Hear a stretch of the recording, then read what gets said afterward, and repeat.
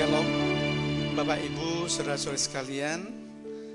Kita berjumpa lagi dalam ibadah streaming pada pagi hari ini. Mari kita siapkan hati kita dan barang-barang yang diperlukan Alkitab saudara supaya kita masuk dalam ibadah. Mari kita berdoa. Kami mengucap syukur dan berterima kasih kalau pada pagi hari ini Tuhan kami boleh beribadah kepada Tuhan.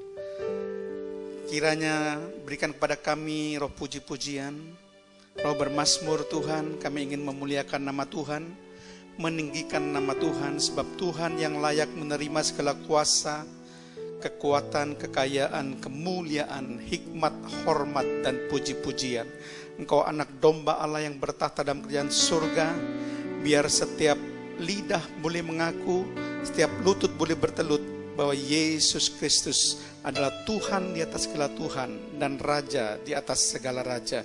Iblis dan roh jahat yang ingin mengganggu jalannya ibadah ini, dalam nama Tuhan Yesus kami usir keluar. Dari Yesus hancurkan setiap pekerjaan iblis dan roh jahat. Dalam nama Tuhan Yesus Kristus. Haleluya. Amin. Shalom jemaat yang dikasihi Tuhan, yang saat ini sedang menyaksikan tayangan ibadah online di rumah atau dimanapun jemaat Tuhan berada saat ini. Sampai saat ini kita boleh sehat, kita boleh kuat, semua karena anugerah Tuhan. Apapun yang kita miliki saat ini semua karena anugerah Tuhan. Kita mau sama-sama siapkan hati kita. Saya mengajak Bapak Ibu, saudara-saudari yang di rumah, kita mau naikkan pujian bagi Tuhan kita, sebab Dia layak untuk ditinggikan. Dia layak untuk terima segala pujian penyembahan kita. Terima kasih Tuhan.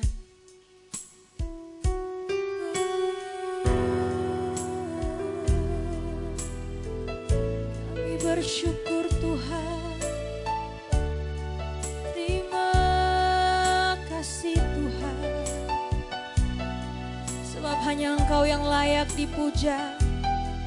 Sebab hanya Engkau yang layak terima segala pujian kami. Terima kasih Tuhan. Kita mau katakan dimuliakan, ditinggikan.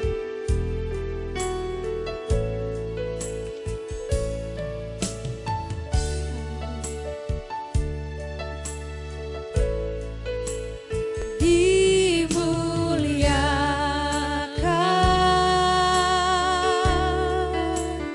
ditinggikan, dimuliakan.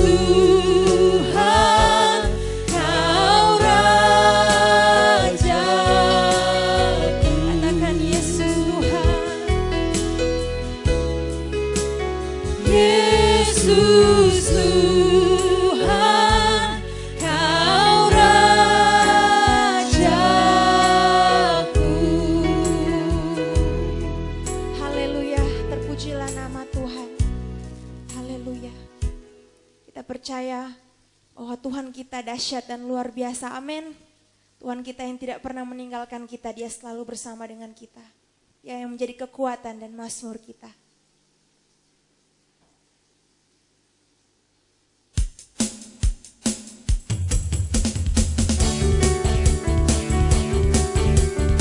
Mari jemaat Tuhan, saya jemput semua untuk bangkit berdiri dan kita sama-sama angkat pujian ini. Tuhanlah kekuatan dan mazmurku. Tuhanlah kekuatan dan mazmurku, ya gunung batu dan keselamatanku. Hanya padamu hatiku percaya, Kaulah menara dan kota perlindungan. Ku mau selalu bersyukur, sebab cintamu padaku takkan pernah berubah.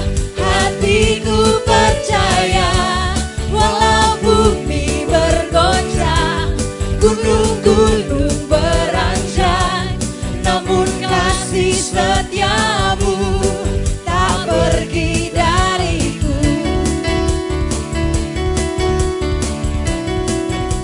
Haleluya, terpujilah Tuhan.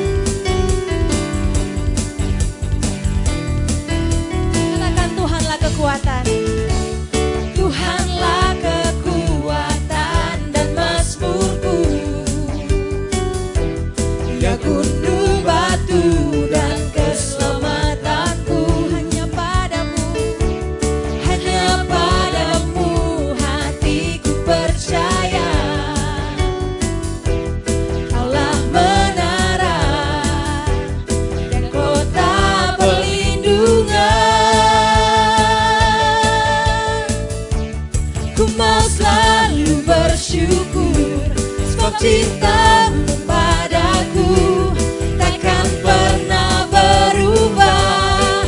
Hatiku percaya, walau bumi bergoncang, gunung-gunung beranjak, namun kasih setiamu tak pergi dari. Ku mau selalu bersyukur, ku mau selalu bersyukur, sebab cintamu padaku takkan pernah berubah. Hatiku percaya, walau bumi bergoncang, gunung-gunung beranjak, namun kasih setiamu tak pergi dariku. Kasih setiamu tak pergi dariku. Kasih setiamu tak pergi dariku. Haleluya. Jemaat Tuhan, dipersilakan untuk duduk kembali. Kita mau siapkan hati kita mendengarkan kebenaran firman Tuhan. Terimalah segenap kemuliaan, syukur, hormat yang kami berikan kepadamu Tuhan. Sebab hanya Engkau saja yang layak Tuhan. Terima kasih Tuhan, Engkau baik dalam hidup kami.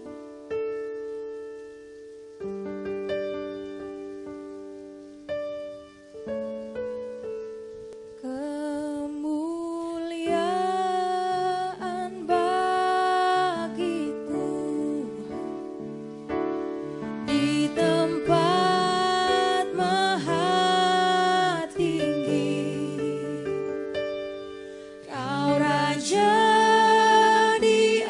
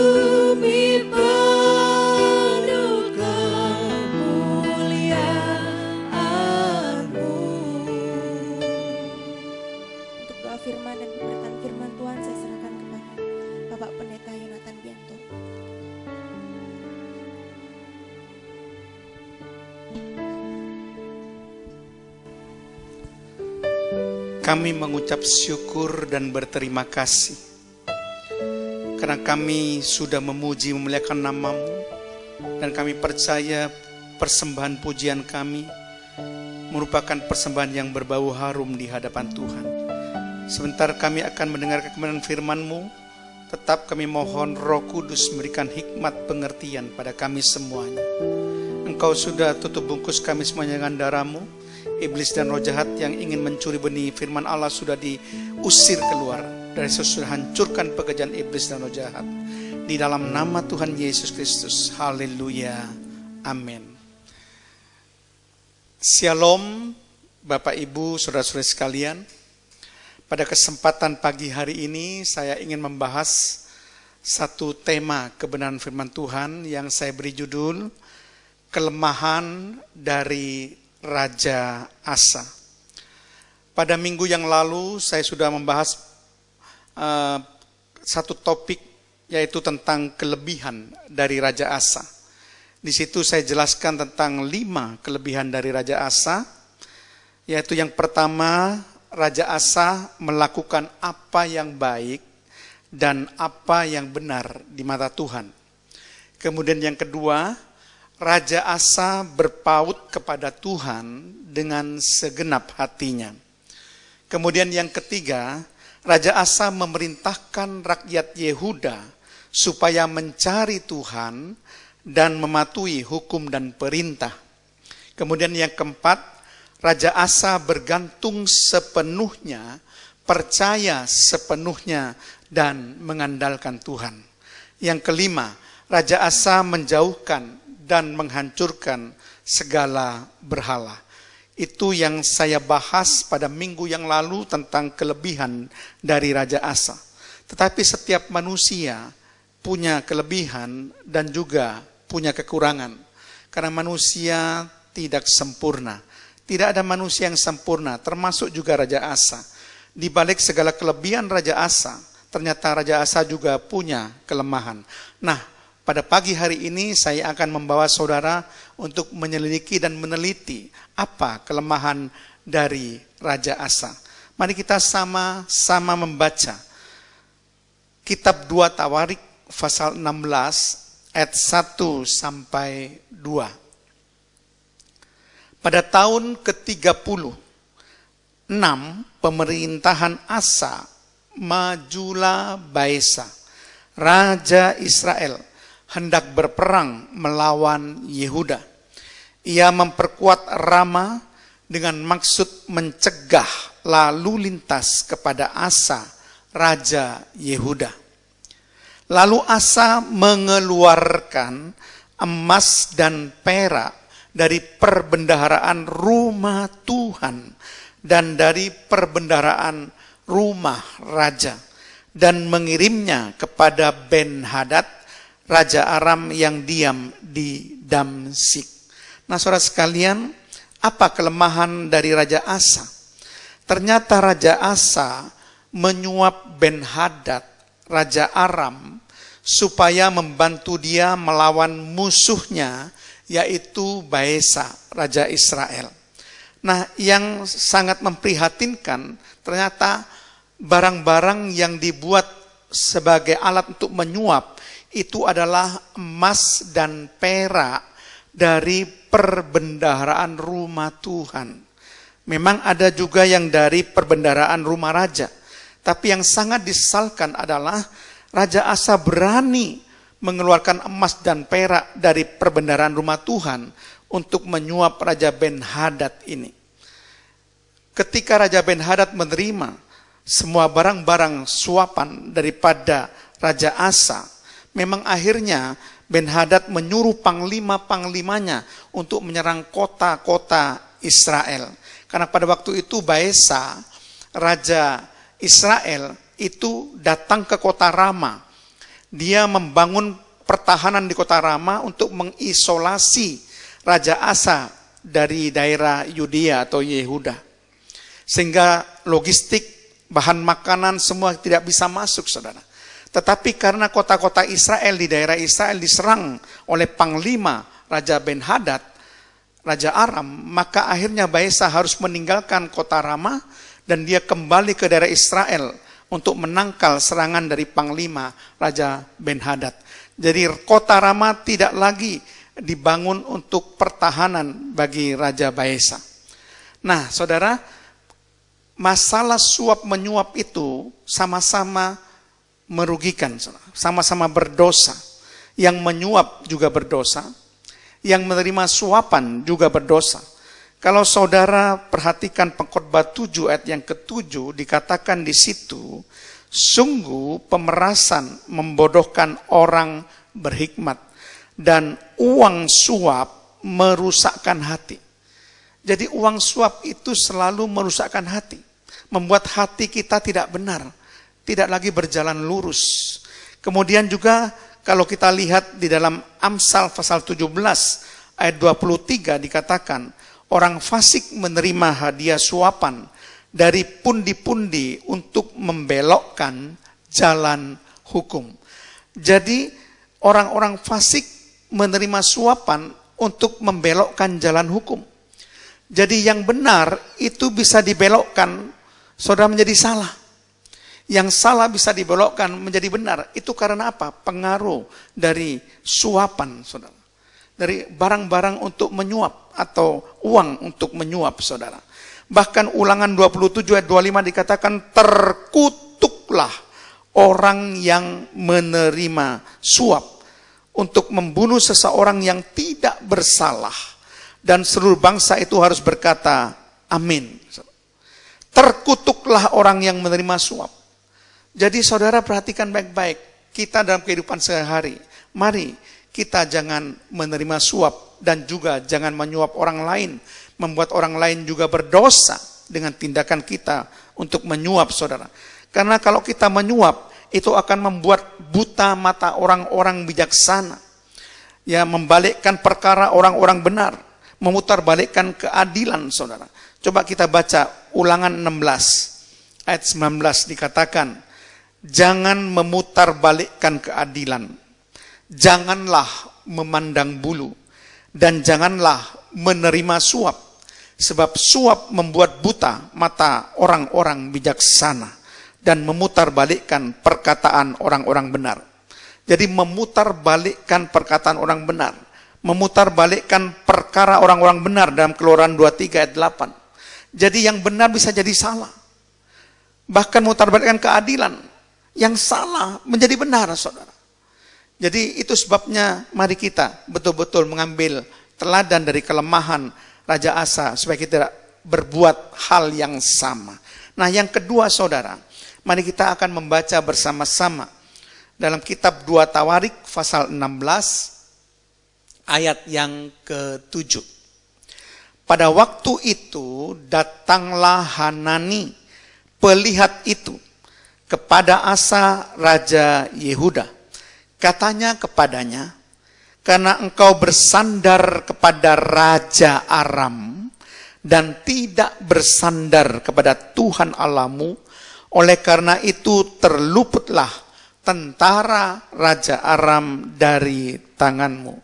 Jadi kelemahan dari Raja Asa yang kedua, Raja Asa bersandar kepada manusia. Dalam hal ini adalah Raja Ben-Hadad, Raja Aram, dan bukan bersandar kepada Tuhan seperti yang dahulu dia lakukan, saudara. Nabi Hanani, seorang pelihat, ya dulu namanya seorang nabi dikatakan pelihat, karena dia mendapatkan sesuatu dari Tuhan untuk disampaikan kepada manusia, saudara. Nabi Hanani itu memberikan satu peringatan bahwa Raja Asa sudah bersandar kepada manusia, bersandar pada Raja Aram, bersandar pada Ben-Hadad, dan bukan lagi bersandar kepada Tuhan. Dan kita mengetahui bagaimana Nabi Hanani ini memberikan suatu kesaksian bahwa Tuhan sudah menolong Raja Asa begitu rupa, tetapi kenapa bisa mengandalkan Raja Aram? Dalam 2 Tawarik 16 ayat 8 sampai 9, Nabi Hanani mengingatkan bagaimana Tuhan sudah melakukan perkara besar di dalam kehidupan Raja Asa. 2 Tawarik 16 ayat 8 sampai 9. Bukankah tentara orang Ethiopia dan Libya besar jumlahnya, kereta dan orang berkudanya sangat banyak, namun Tuhan telah menyerahkan mereka ke dalam tanganmu, ke dalam tangan Raja Asa maksudnya, karena engkau bersandar kepadanya. Karena mata Tuhan menjelajah seluruh bumi untuk melimpahkan kekuatannya kepada mereka yang bersungguh hati kepada Dia. Dalam hal ini engkau telah berlaku bodoh. Oleh sebab itu mulai sekarang ini engkau akan mengalami peperangan. Jadi Nabi Hanani ini mengingatkan pada Raja Asa bahwa Tuhan pernah menolong Raja Asa mengalahkan orang Ethiopia dan Libya. Bahkan menyerahkan orang Ethiopia dan Libya itu ke dalam tangan dari Raja Asa sendiri. Bahkan diingatkan bahwa Tuhan menolong Raja Asa karena Raja Asa bersandar kepada Tuhan.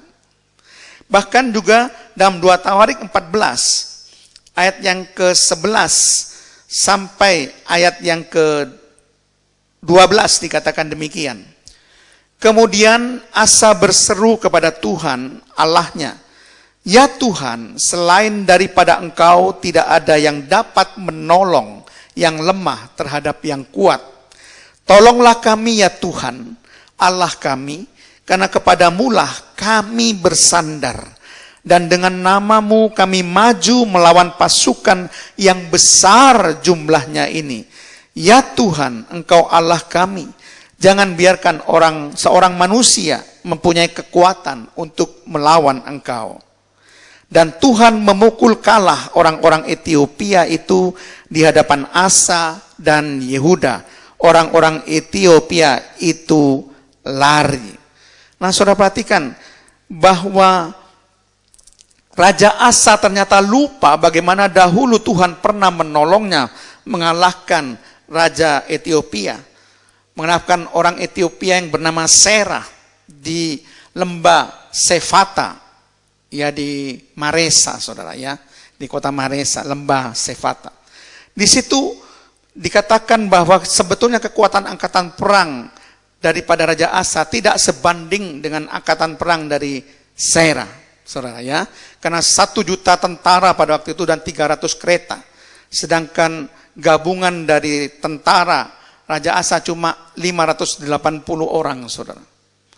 Dan Tuhan menolong memukul kalah orang Ethiopia. Bahkan dikatakan orang Ethiopia itu lari dikejar sampai ke Gerar dan dibunuh mati. Banyak sekali tentara dibunuh mati.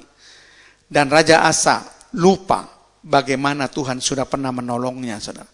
Mari kita, saudara, jangan lupa pertolongan Tuhan. Kita tetap bersandar pada Tuhan, jangan bersandar pada manusia. Jadi jangan sampai lupa kebaikan Tuhan, saudara.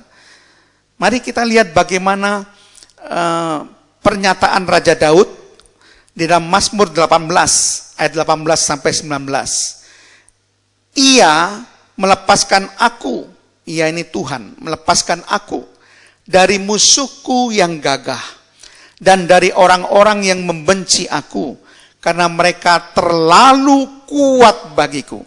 Mereka menghadang aku pada hari sialku, tetapi Tuhan menjadi sandaran bagiku. Berbeda dengan Raja Daud yang tetap bersandar kepada Tuhan, sekalipun musuh lebih kuat, bahkan dikatakan terlalu kuat bagiku, tapi karena bersandar pada Tuhan, Raja Daud mendapatkan kemenangan. Amin, saudara. Mari kita akan melihat yang ketiga, bagaimana kelemahan Raja Asa. Dalam 2 Tawarik 16 ayat 10a dikatakan, "Maka sakit hatilah Asa karena perkataan pelihat itu," perkataan Nabi Hanani itu. Nah, kelemahan yang ketiga adalah Raja Asa kondisi hatinya tidak beres. Ia merasa sakit hati ketika ditegur kesalahannya oleh Nabi Hanani, saudara. Harusnya kita berbesar hati. Kalau kita memang salah ditegur oleh hamba Tuhan, mungkin ada hamba Tuhan yang lebih senior mengingatkan kita, kita harus menerima dengan ucapan syukur, bukan malah sakit hati, saudara. Ayub pasal 5 ayat yang kedua katakan, sesungguhnya orang bodoh dibunuh oleh sakit hati, dan orang bebal dimatikan oleh iri hati.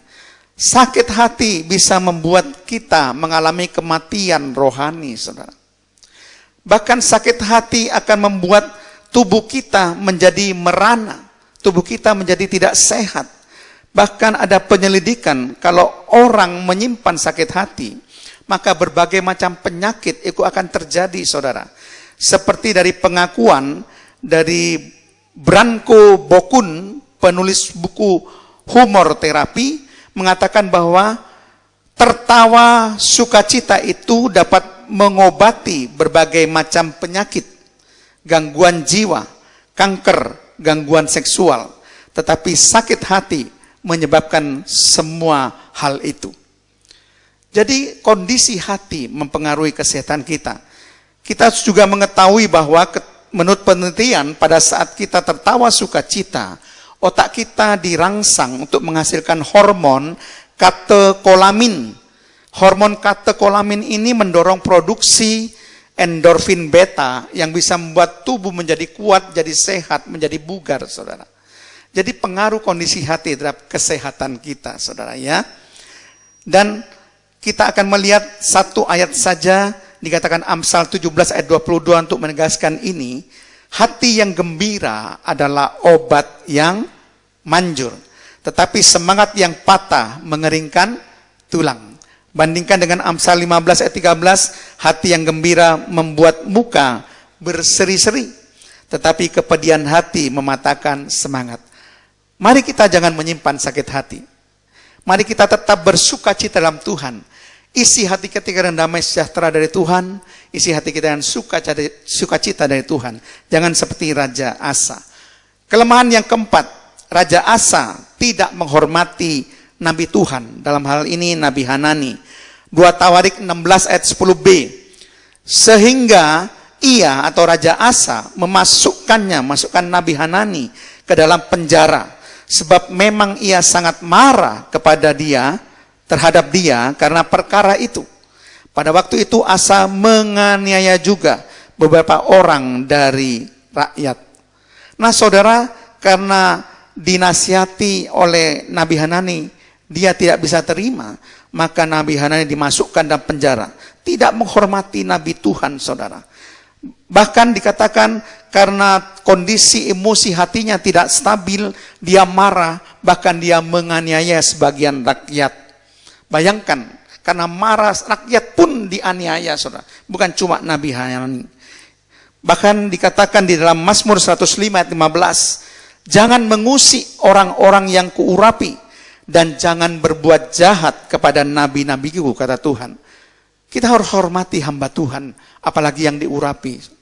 Jangan seperti Raja Asa yang tidak menghormati Nabi Hanani, yang menyuarakan kebenaran, memperingatkan kesalahan daripada Raja Asa. Yang terakhir, saudara, kelemahan Raja Asa yang kelima, kita baca 2 Tawarik 16 ayat 12 sampai 13. Pada tahun ke-39 pemerintahannya, Asa menderita sakit pada kakinya, yang kemudian menjadi semakin parah. Namun dalam kesakitannya itu, ia tidak mencari pertolongan Tuhan, tetapi pertolongan tabib-tabib. Kemudian Asa mendapatkan perhentian atau mati bersama-sama nenek moyangnya. Ia mati pada tahun ke-41 pemerintahannya.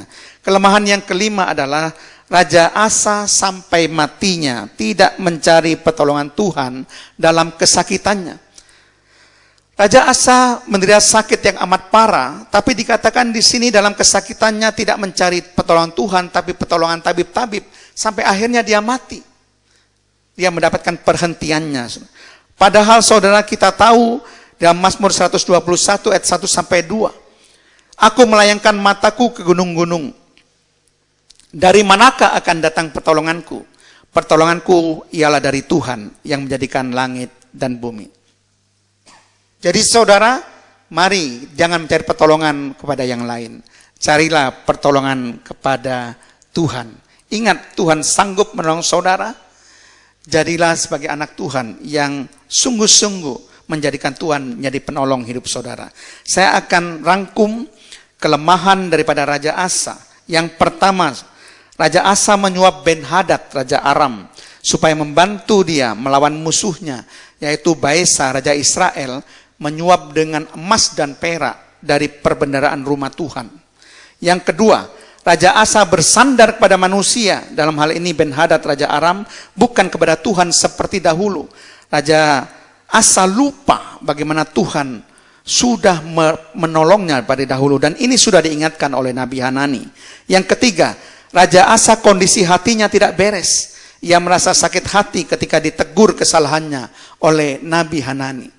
Raja Asa tidak bisa menerima nasihat, teguran, saudara. Itu sebabnya dia sakit hati dan tidak bisa menerima hatinya. Kemudian yang keempat, Raja Asa tidak menghormati Nabi Tuhan, yaitu Nabi Hanani, dimasukkan dalam penjara karena dia tidak terima dinasehati, saudara. Bahkan dia menganiaya sebagian dari rakyat. Kemudian yang kelima, Raja Asa sampai matinya tidak mencari pertolongan Tuhan.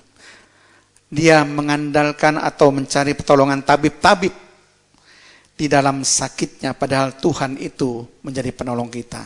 Amin. Tuhan, terima kasih, hamba-Mu sudah menyampaikan kebenaran firman-Mu. Biar kami mengambil hikmah dari kelemahan dari Raja Asa ini, Tuhan, supaya kami tidak mengambil hal yang sama. Kami tetap berharap, tetap bersandar, tetap bergantung sepenuhnya, tetap mengandalkan Tuhan, tidak pernah lupa bagaimana Tuhan pernah menolong kami. Terlebih dalam situasi perjuangan kami yang berat saat ini, Tuhan, kami tetap ingat pertolongan Tuhan.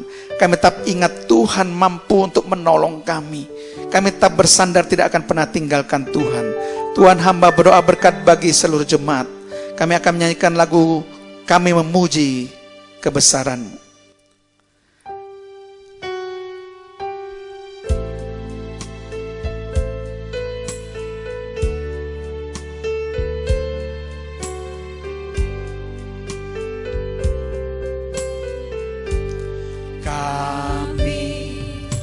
Memuji kebesaran-Mu, ajaib Tuhan,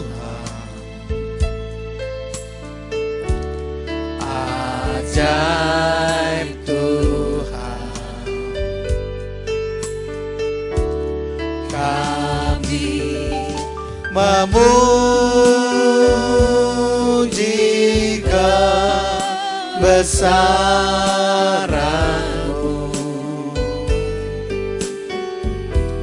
ajaib Tuhan,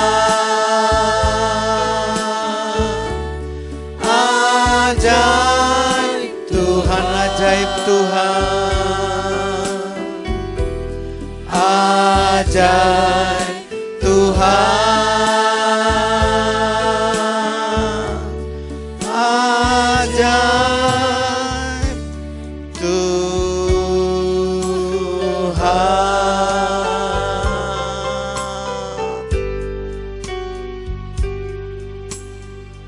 Terima kasih Tuhan, Tuhan sudah memimpin ibadah streaming pagi hari ini.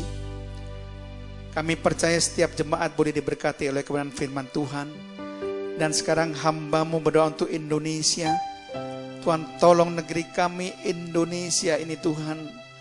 Luputkan Tuhan daripada virus corona COVID-19. Hentikan penyebarannya Tuhan. Tuhan, berbelas kasihan pada negara kami Indonesia. Karena umat-Mu ada di negeri ini Tuhan. Kami hanya bisa bergantung kepada Tuhan. Dan hanya bisa mengandalkan Tuhan. Terima kasih Tuhan Yesus. Sekarang hamba berkati seluruh jemaat di dalam nama Tuhan Yesus Kristus. Tuhan Yesus Kristus, Tuhan memberkati pekerjaan saudara, Tuhan memberkati pelayanan saudara, Tuhan memberkati saudara dengan umur yang panjang, Tuhan memberkati saudara dengan kesehatan ilahi, Tuhan memberkati saudara dengan pemeliharaan Allah yang sempurna, Tuhan memberkati saudara dengan perlindungannya dan dengan penyertaannya sampai selama-lamanya. Tuhan berikan masa depan yang penuh harapan.